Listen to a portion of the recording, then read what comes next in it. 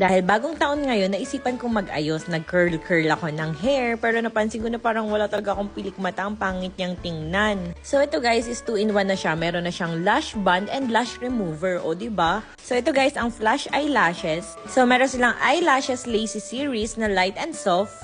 And meron din silang flash eyelashes na natural and soft. So, pag tinanggal mo sa kahon, ganito siya. So, ayan, maglalagay na ako ng lash band. Ito yung parang glue na ginagamit para maidikit yung mga lashes. And ayan, meron akong tweezer. Ayan, naidikit na natin. Wow! Ang bilis-bilis lang niya talagang idikit. Walang kahirap-hirap, guys. Hindi ka uubos na mahabang oras dito. O, diba tapos agad? Dito naman tayo sa kabila. So, ayan nga, gagamitin naman natin tong dramatic sa aking kabilang mata. So, ayan, napaka-easy to apply lang talaga niya. Kaya hindi ka mahihirapan gamitin ito at napaka-madikit niya talaga.